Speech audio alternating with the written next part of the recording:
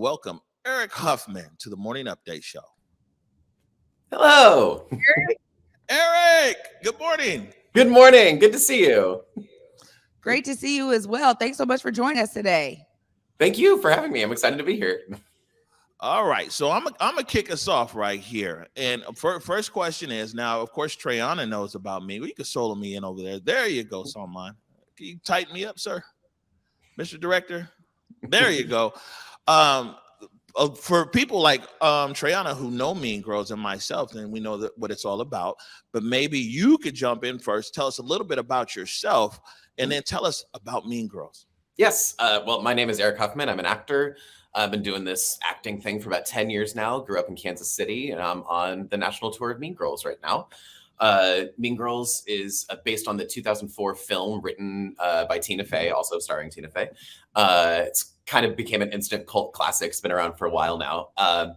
It's basically the story of Katie Heron, who grows up in rural Africa, and her junior year of high school moves to urban Chicago, or suburban Chicago, I guess, and has to learn the ins and outs of the social scene for high school girls, and she is completely unprepared. It's a really fun story. She ends up befriending Janice and Damien, who I call the nice girls, who are good friends to her. They don't play the social game. They're self-proclaimed proud social outcasts. And she confronts the three plastics led by Regina George, who are the popular girls in school, and Regina's the queen bee. And so Janice, Katie, and Damien cook up this plan to try and take down Regina and stop the whole social hierarchy. And of course, it goes completely wrong. You know what? That is a really great synopsis, and I'm looking forward to the show. As you have been a part of this cast, how has it been for you to see the show kind of flourish? And you guys are now going to be here in Seattle. How is it for you? Because I know it's actually touring, and you guys are doing a lot of amazing work. But as an actor myself and starting in theater, I know it's so much work behind the scenes. Oh, man. Well, we put the show up initially 2 years ago, and it takes, months to get a show this size on its feet. It's a massive production with huge technical elements.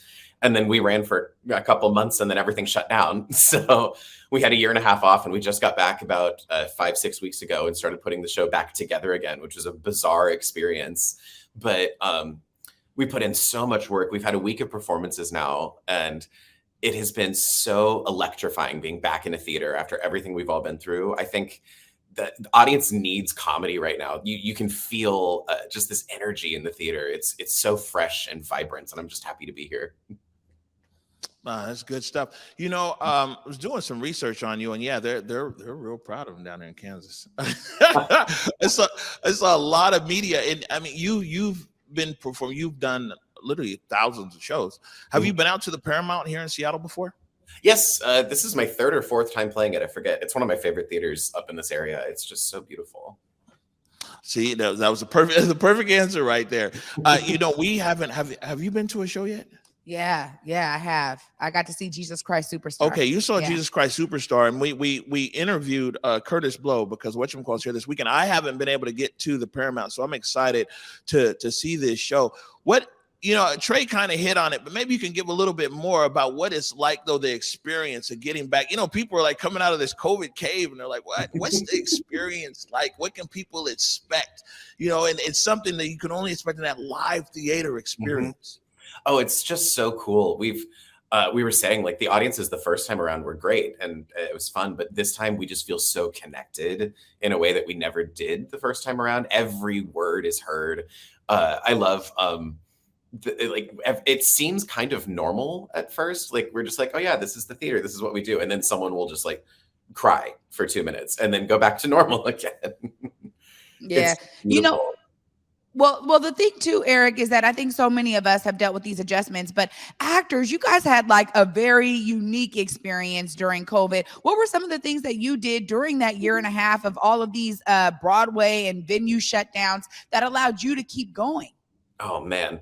Well, I didn't have my apartment in New York at the time when everything shut down. So I ended up going back home to Kansas and living with my parents, which was bizarre, but lovely. I got to spend a lot of time with them. I spent a lot of time teaching myself how to cook, which was really fun. I reconnected with a lot of my high school friends back home. I did a bunch of tap dancing, actually. Really brushed up that skill. So yeah, it was a strange year.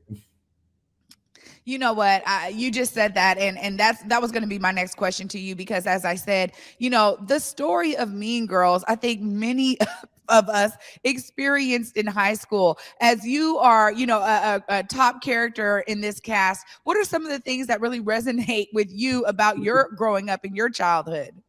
Oh my gosh. Well, I will say, I grew up with this movie. I was just under the age of the characters when it came out. So watching this movie growing up, I mean,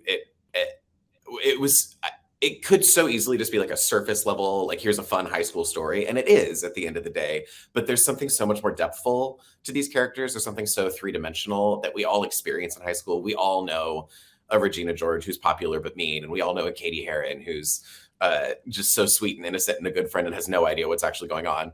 And I don't know, having like a Damien character in the movie was very important to me growing up, because he's a openly gay character in the show. And that was huge in 2004.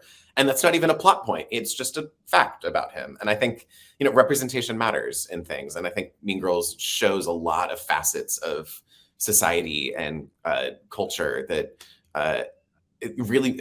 there's something in it for everyone. So something will resonate with everyone. And I love that about it.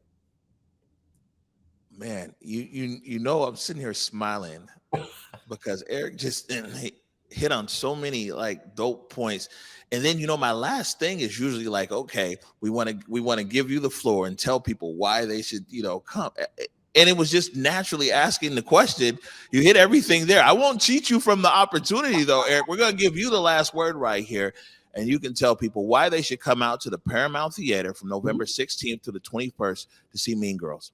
Oh, I could answer that so many ways. I think I'll just take it back to, it's been a really rough year and a half. Why not enjoy an evening of just really good, high quality, fun entertainment? Honestly, just watching people smile and laugh and live in a theater again is such a gift right now. And yeah, just do it. Yeah, just do it. I love that. Thank you so much, Eric. Appreciate you taking the time, Eric. And yeah, we'll catch up with you at the Paramount November 16th. Awesome. All right. Have a good one. You too.